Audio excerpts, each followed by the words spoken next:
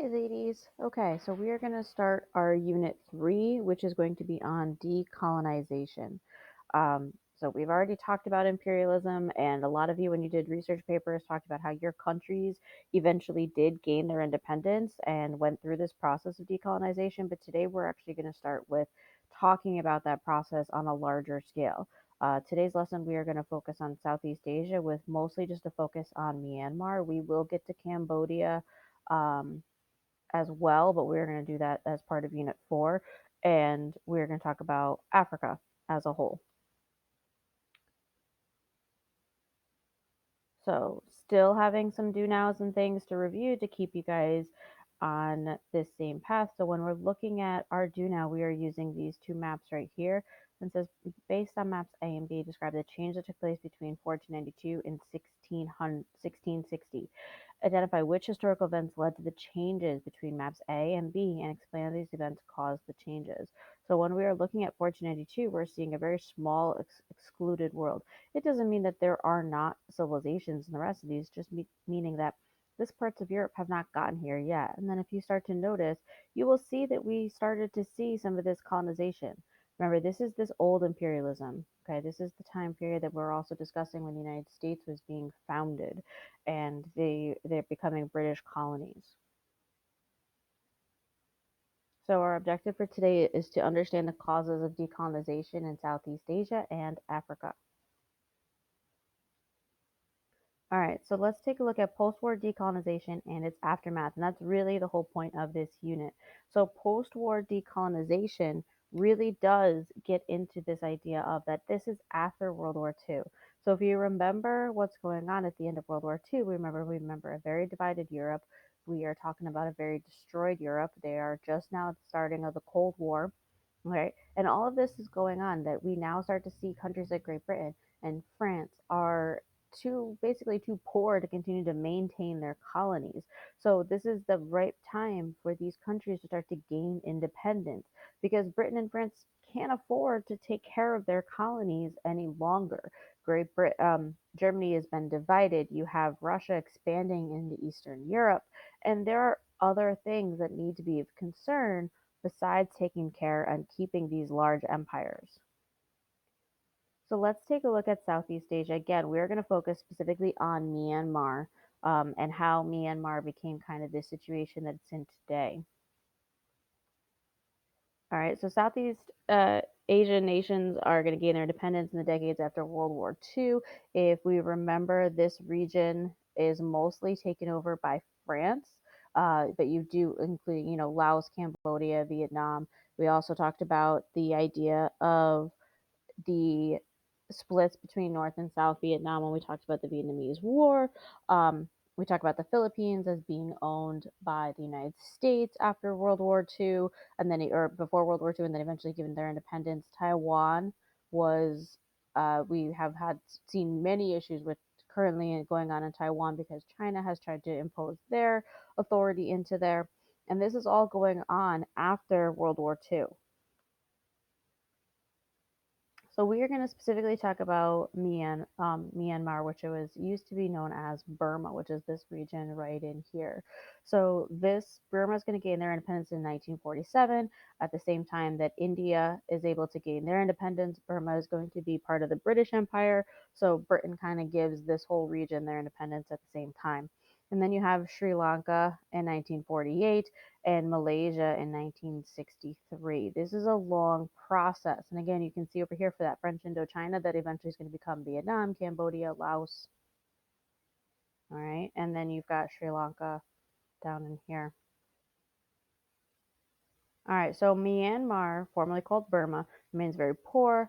They have very hard ethnic tensions. They're led by a very repressive military. And at the very beginning of the year, we talked about the crisis in Myanmar, and you're going to see that this is starting to be that slowly build up, and that this is really a showcase of that enduring issue of the impact of decolonization and the impact of imperialism. In 1991, you have Aung San Suu Kyi, who led the opposition party against the military rule. She spends about 15 years detained. She is currently leading in Myanmar, but for the most part, people believe that her real leading is not that true leadership, that she's not really in charge, that the military kind of allowed her to be in charge and as an attempt to kind of show a good faith. And she's quoted as saying, "It is not power that corrupts, but fear. Fear of losing power corrupts those who wield it, and fear of the scourge of power corrupts those who are subject to it." She is very well someone who we very well speak of in combating human rights violations and trying to bring about ethnic relief. However, most recently, she has seen as being kind of the opposite of that, as someone who is allowing the military rule. And there's still a lot of historians who say that she's not really allowing it, but she can't really stop it. Her party does take control of the government. She wins the Nobel Peace Prize, and officially the military rule has ended. However, there still have been a lot of crisis in Southeast Asia on by the against the Rohingya. And this is just going over the Nobel Committee decision. If you wish, you can pause it so that you can read that. I'm going to link both these videos into your Google Classroom so that you can watch these videos, but I want you to treat these videos like you would treat a CRQ. So think about enduring issues that would be identified, think about the historical circumstance that led to this, and for this particular video, I want you to think about the point of view on her and how has that changed. For this second video, which again, I will link into Google Classroom, again, thinking about enduring issues and historical circumstances, but I want you to think about a cause and effect relationship between these two videos. So now let's take a look at the decolonization of Africa. So most of these are going to arise after the World Wars.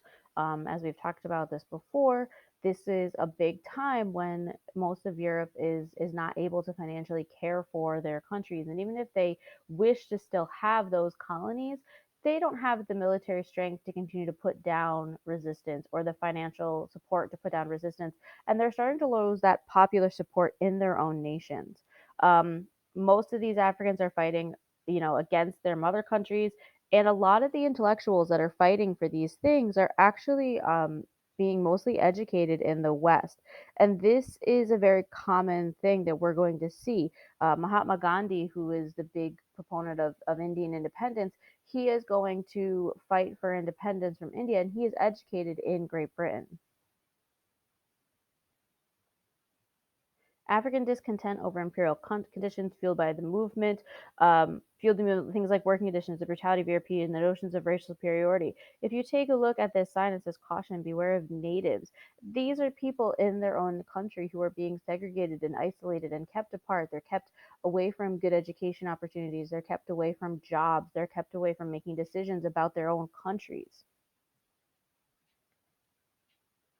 There were 5 Pan-African conferences that were held between the world wars that were led by men like Webb Du Bois and Blaise Diagne of Senegal. So they led this attempt. If we try to break down this word, this Pan-African movement, Pan meaning all, and meaning that this is going to be that there's going to be peace in the African continent, and all of Africa is going to work together for common goals. It doesn't mean that they were trying to make all of Africa one country, because as we know, Africa is a continent made up of multiple countries and even more different tribes. They were trying to look at it and by say, we are going to make decisions for Africa in Africa's best interest, in the best interest of Africans, and these decisions will be made by Africans, and that we are not going to involve other regions around us. And again, you can pause this so that you may go back and read this passage. So they made little progress until the fifth conference in 1945. And really, a lot of that has to do with the fact that Africa cannot afford their colonies. If you take a look at this map, you can see how many of the regions of Africa were controlled by nations outside of Africa, with only very two small sections being considered free. And this is going to have a large impact. These lines that we're seeing in here, these lines were drawn by Europeans during the Berlin Conference in the 1800s. And these are still lines that are primarily what Africa uses as borders of their own nations. So when we had these lines drawn and we talked about this, we talked about how it impacted those people and those tribes, that tribes were cut across and tribes that didn't like each other were forced to be in together, and that this is going to lead to a lot of conflict. Britain and France hope to maintain their economic ties. They kind of looked at it as like you can gain some independence, but we still economically would like to be able to get our resources out of you and be able to gain that kind of money and that profit that we've been getting for all of these years from Africa. And some colonies were very willing to work with their mother countries after they gained independence, and some colonies were definitely not. Most African economies remained very weak and dependent. They had been for 100 years only producing cash crops. They had very little raw materials left. We are talking about a continent that was basically stripped of all of its raw materials for the benefit of Europe. And these countries were their entire economies were created around producing cash crops, which means that they were not able to sustain their own economy. They were not able to grow the types of things that they needed to feed their own people. They were still left dependent on trading with their mother countries for the basics that they needed to survive. So in Ghana, which is formerly the Gold Coast, so you're going to see that it's this region right in here, becomes one of the first independent Black African countries, and led by, and I'm sorry that this is cut off. I should have made sure that that was fitted. Kwame. So this is going to be something that is going to be one of the very first in 1957. Nakarama claimed dictatorial powers and was accused of economic corruption. And this is going to be a pattern that we are going to see throughout all of Africa, and unfortunately, still a pattern that we can see in Africa today, where you see a lot of people who were able to gain control and gain authority, and were able to gain it mostly for themselves. So they were not able to really create good democracies. They stood up and they realized, I can take this authority for this country and I can have it all for myself. Eventually, though, in 1967, he is overthrown in a military coup, but Ghana is not able to experience a peaceful election again until 2000. So it takes another 40 some odd years for really Ghana to have peaceful elections. We take for granted in our country the idea of there's a peaceful transition of power. Africa has taken a long time for most of those countries to see that peaceful transition of power, to see it go from one kind of government and one leader to another leader without there being a civil war or conflict in the middle. Now let's take a look at Nigeria. So Britain's going to give Nigeria independence in 1960, but because this border is drawn by Europeans, it forced a lot of these hostile groups together. So it forced these three tribes that didn't really care for each other together into one group, and that does not bode well for Nigeria's future.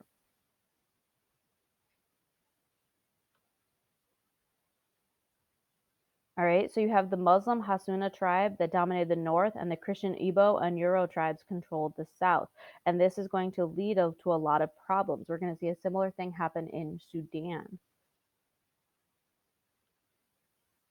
By 1966, the Hassana controlled government massacred 20,000 Igbo, and they attempted to separate, but they were not able to.